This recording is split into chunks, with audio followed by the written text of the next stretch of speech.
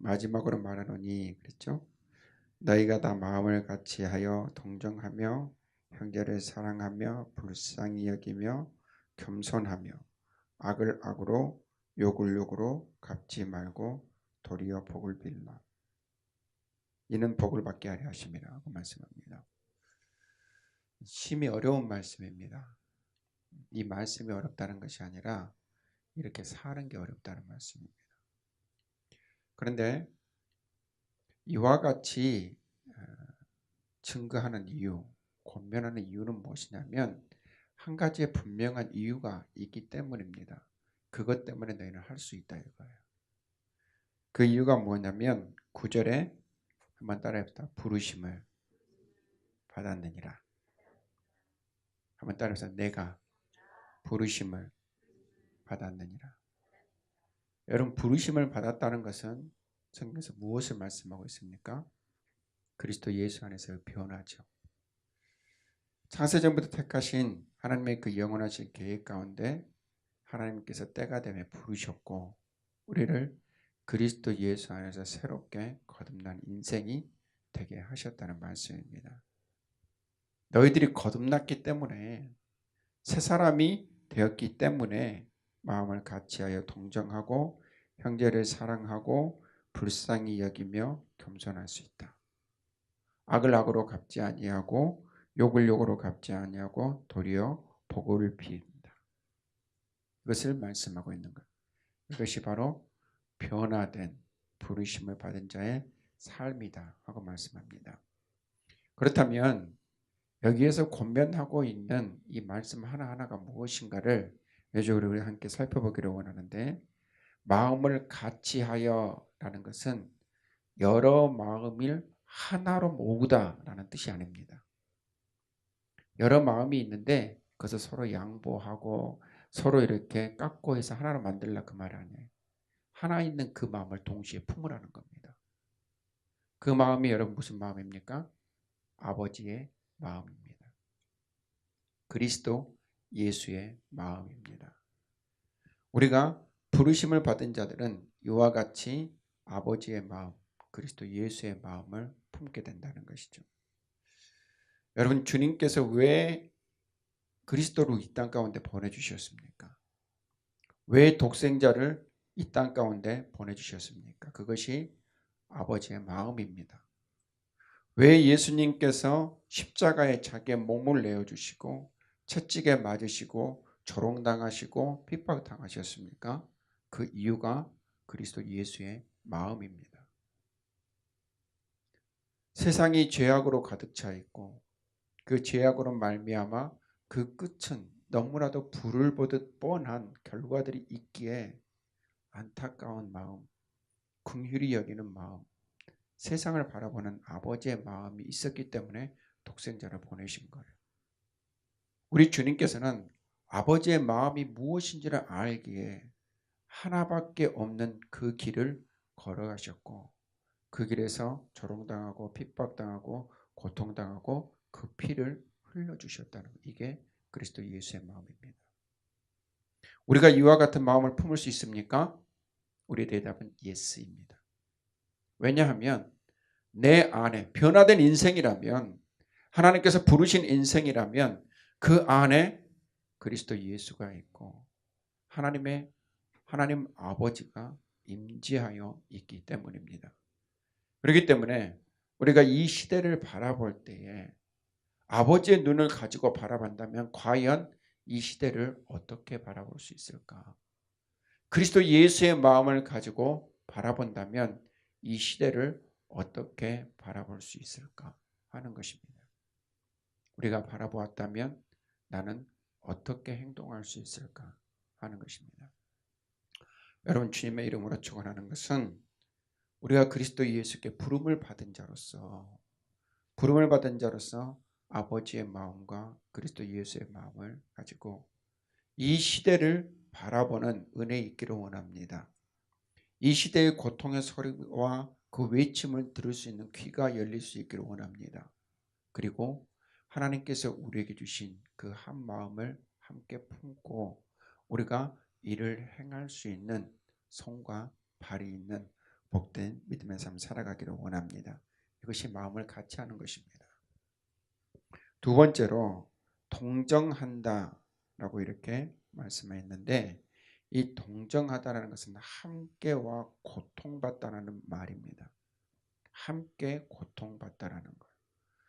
여러분, 함께 고통받는다라는 것은 이런 말이 있잖아요. 기쁨은 나누면 2배가 되고 아픔은 나누면 절반이 된다 라는 말씀 있죠. 바로 그겁니다. 그리스도 예수 안에서 한 공동체, 한 지체, 한 몸을 이루는 너희 형제들 안에 그 아픔을 서로 나누고 공유하라는 것입니다. 이게 동정하는 거예요. 여러분들의 지체 가운데서 손가락 하나를 지금 이렇게 한번 빼보십시오. 이건 빼지 마시고 이것만. 손가락 이렇게 빼가지고 여러분 입에다 한번 넣어보세요. 한번 입에다 넣어보세요. 넣어보시라니까 진짜. 그리고 있는 힘을 다해서 한번 물어보시기 바랍니다. 여러분 왜 못 무시는 겁니까? 아플까봐.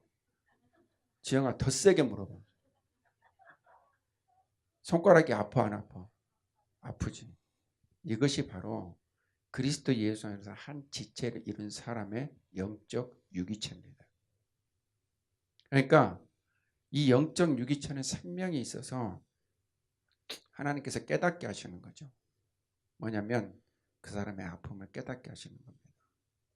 그 사람의 고통을 알게 하시는 겁니다. 이게 동정하는 마음이거든요. 그 사람이 뭐라 말하지 않아도, 그 사람이 뭐라 표현하지 않아도 그 아픔이 어떻게 되는 거예요? 서로 느껴지는 것입니다. 근데 이것은 친한 관계 가운데서 느껴지는 것이 아니에요. 뭐라고 했습니까? 영적 유기체라고 그랬죠. 하나님께서 나로 하여금 알게 하시는 겁니다. 하나님께서 그 고통을 깨닫게 하시는 겁니다. 이를 위해서 함께 기도하고 그 고통을 함께 나누는 거예요. 내가 굳이 이런 고통이 있어, 그러니까 내가 그 고통을 알고 있어, 하나님께서 내게 알게 하셨어, 그러니까 내가 기도하고 있어, 그렇게 말하지 않아도 그 고통을 알게 하신 그 은혜를 감사하고 기도하며 나누는 것입니다. 이것이 바로 뭐예요? 동정이라는 거예요. 이것이 한 몸이 아니라면 도저히 할 수 없는 그러한 하나된 삶이라는 말씀입니다. 그리고 형제를 사랑하라라고 했을 때 이 사랑은 그 하나님께서 우리를 사랑하셨던 그 사랑이 아니에요. 필레오의 사랑입니다. 이 필레오의 사랑은 뭐냐면 특별히 형제를 사랑한다라는 이 말은 그리스도 안에서의 형제를 사랑하는 거예요. 이 말씀이 그렇습니다. 그러니까 사랑한다, 친구 간의 우정 그 정도를 넘어서서 하나님께서 우리를 사랑하신 그 사랑까지는 미치지를 못하지만 그 안에서 한 몸된 우리가 섬기면서 누리는 그 사랑, 그것을 형제의 사랑이라고 했습니다. 그리고 불쌍히 여기며 라고 이렇게 말씀하고 있죠. 그리고 겸손하며 라고 이렇게 말씀합니다. 여러분, 겸손하다라는 이 말은 무엇을 말합니까? 자기를 낮추는 것이라고만 생각하고 있는데 실은 이것은 굉장히 소극적인 것입니다. 자기를 낮추는 것은 굉장히 소극적인 거예요. 더 적극적인 것은 뭐냐면 따라해보세요. 나보다 남을 낮게 여기는 것이다. 낮게가 아니라 낮게. 나보다 남을 낮게 여기는 거예요. 근데 우리는 나보다 남을 낮게 여기려면 그 사람의 조건을 바라봐요. 어떤 조건? 이 사람의 지위, 이 사람이 가지고 있는 재능, 이 사람이 가지고 있는 능력, 사회적인 관계, 내게 미칠 영향력. 그래서 그 사람을 높여주는 것, 이거 말하는 거 아닙니다. 나보다 남을 낮게 여긴다라는 것은 그 사람이 그리스도 예수 안에서 부르심을 받은 자라면 그 안에 있는 누구를 보는 겁니까? 그리스도 예수를 보는 거예요. 그리스도 예수를 보고 그 안에 있는 예수님께 하듯이 하는 것, 이거 겸손입니다. 어느 누가 그리스도 예수 앞에서 우리가 교만할 수 있겠습니까? 어느 누가 그리스도 예수 안에서 나의 있는 지위를 자랑할 수 있겠습니까? 어느 누가 그리스도 예수 안에서 내가 가진 재력을 자랑할 수 있겠어요? 하나님께서 부르시고 한 형제되게 하신 그 안에 있는 그리스도 예수를 대하듯 대하는 것. 이것이 바로 뭡니까? 겸손이라는 말씀입니다. 우리가 이 말씀을 보니까 우리의 삶에서 정말 이렇게 살 수 있을까? 스스로 반문해 볼 때 우리의 대답은 하나여야 합니다. 한번 따라합시다. 그리스도 예수 안에서 할 수 있습니다. 아멘. 나는 아니지만 그리스도 예수 안에서 할 수 있는. 우리 조금 전에 찬양했잖아요. 내가 죽으면 주가 살고 주가 살면 나의 말과 나의 행동이 바뀌는 것이라는 것이죠. 바로 부르심을 입는 자의 삶에 변하고 새롭게 거듭난 인생의 모습이라는 것입니다. 내게 악을 행하는데 악으로 갚지 않고 내게 욕을 하는데 욕으로 갚지 않고 오히려 복을 비는 것. 왜? 우리는 복의 통로로서 부름을 받았기 때문입니다. 악을 악으로 욕을 욕으로 받은 것은 믿지 않는 사람도 충분히 할 수 있는 바입니다. 하지만 우리는 부르심을 받은 자이기 때문에 악을 선으로 욕을 축복으로 갚아주는 것. 이것이 우리의 변화된 삶이에요. 하지만 한 가지 기억할 것은 악을 행하는 자에게 갚으실 리가 있습니다. 욕을 행하는 자에게 갚으실 리가 있습니다. 누구십니까?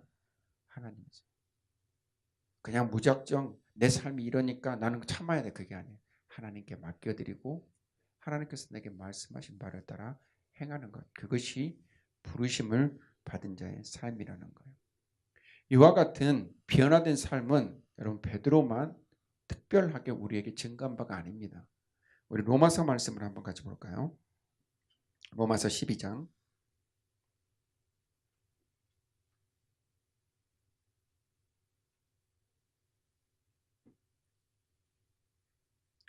로마서 12장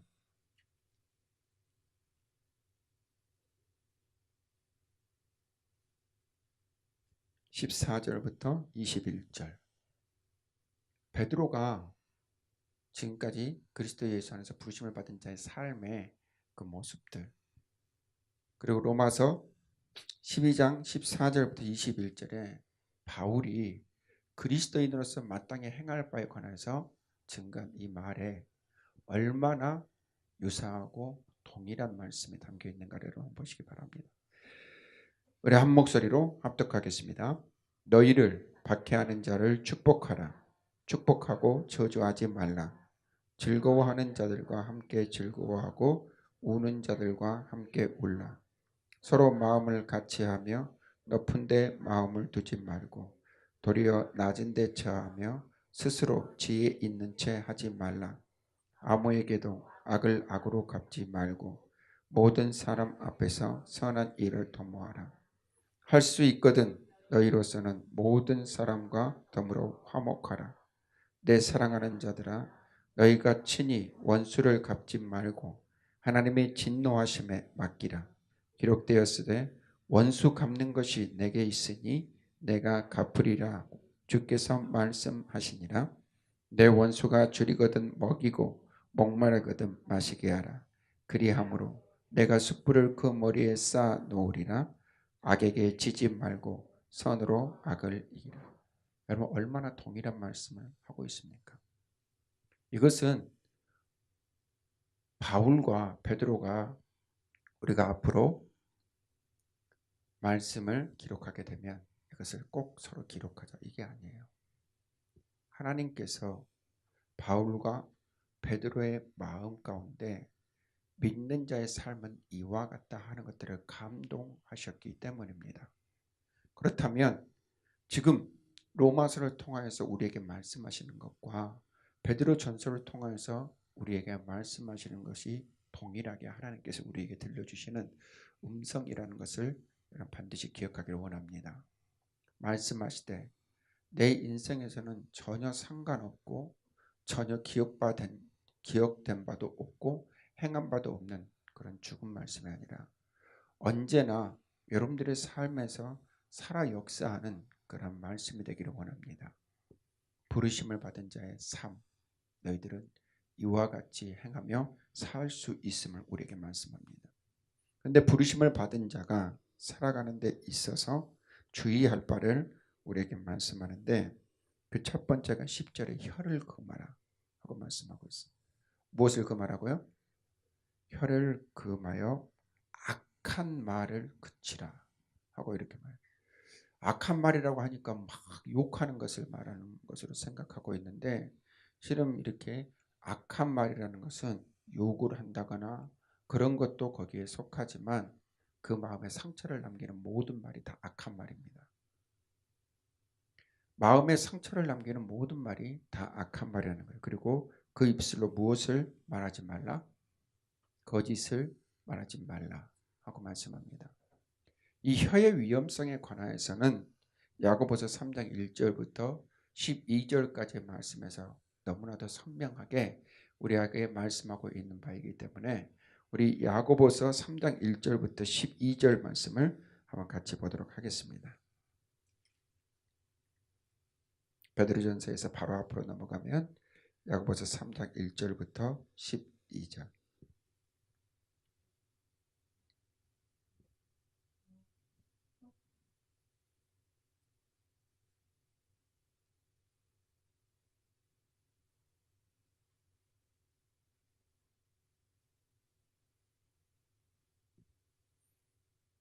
자, 우리 한 목소리로 또박또박 같이 읽겠습니다.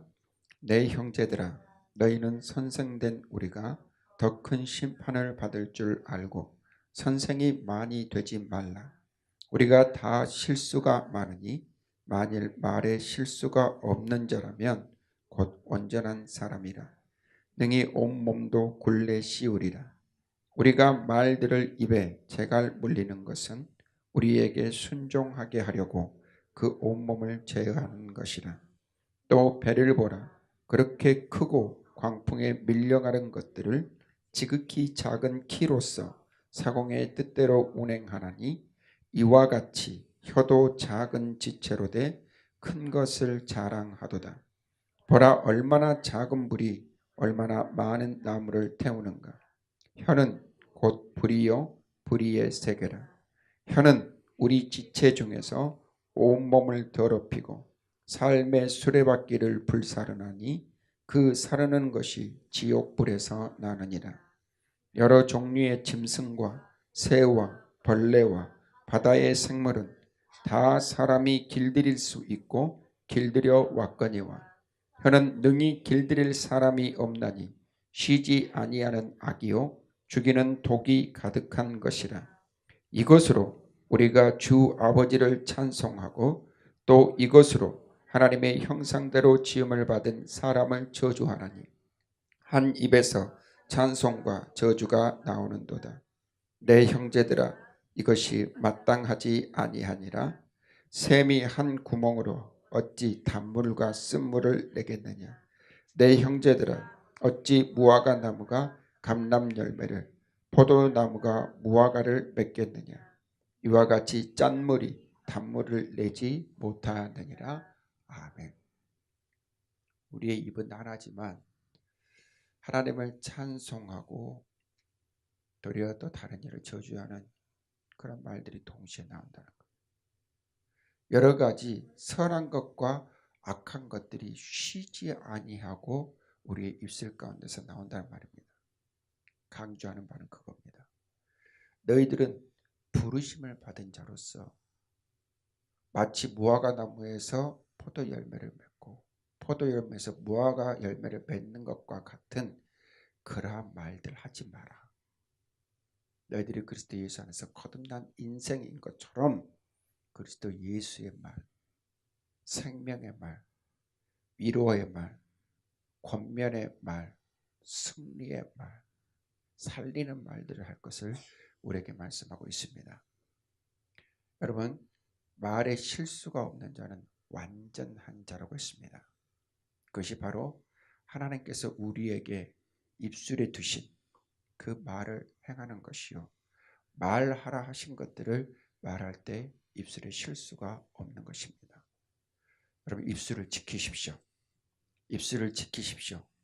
비방하는 말과 원망의 말과 판단하는 말과 수근수근하는 말을 그치고 하나님께서 우리의 입술에 두신 생명과 진리와 복음과 능력의 말들이 저희 여러분들이 있을 가운데 있기를 주님의 이름으로 축원합니다. 두 번째 주의할 바가 무엇입니까? 선을 행하고 화평을 구하며 그것을 따르라 라고 11절에서 말씀합니다. 악을 떠나 선을 행하다 라고 이렇게 말하는데 예수님께서 선한 분은 한 분이라고 분명하게 말씀하셨습니다. 그분이 누구십니까? 하늘에 계신 아버지라고 했어요. 그렇다면 선을 행한다는 것은 누구의 뜻을 쫓아 행하는 겁니까? 아버지의 뜻을 쫓아 행하는 겁니다. 그리고 화평을 구하며 라고 우리에게 말씀하는데 우리가 화평을 구할 수 있는 것은 예수 그리스도께서 우리의 화평을 위하여서 십자가에 죽으셨기 때문입니다. 우리가 이와 같이 화평을 이룰 수 있는 이유는 하나님께서 먼저 우리와 화평하셨기 때문에 그 화평을 가지고 우리가 나아가는 겁니다. 내가 너를 용서하고 용납할 게가 아니라 내가 먼저 하나님께 용납받고 용서받은 것처럼 나아가서 그를 용납하고 용서하는 것입니다. 이것이 어떠한 자들의 삶입니까? 부르심을 받은 자들의 삶입니다. 저와 여러분들이 이와 같이 부르심을 받은 자로서 아버지의 마음, 그리스도 예수의 마음을 품는 은혜가 있기를 원합니다. 함께 공동체로서의 온전한 영적 유기체가 되기를 주님의 이름으로 축원합니다. 그리고 사랑합시다. 불쌍히 여기며 나보다 남을 낮게 여기는 삶을 살기를 원합니다. 그리고 하나님께 맡기고 악을 악으로 갚지 말고 욕을 욕으로 갚지 말고 도리어 무엇을 빌라? 도리어 무엇을 빌라? 복을 빌라. 그리하면 하나님께서 그 입술의 고백대로 복을 주시되 악을 행하는 자과 욕하는 자들을 하나님께서 갚으신다는 확신 가운데서 행하시기를 간절히 소망합니다. 입술을 지키십시오. 입술을 지키십시오. 그리고 선을 행하고 화평을 이루는 자 되기를 원합니다. 이런 자에게 하나님께서 그 눈을 향하시고 하나님의 귀는 그러한 자들의 간구를 들으십니다. 그리고 저와 여러분들이 부르심을 받은 자로서 주께서 우리에게 얼굴을 향하시고 우리의 부르짖음에 귀를 기울이시고 응답하시는 복을 항상 누리며 사는 복이 있기를 주의 이름으로 축원합니다.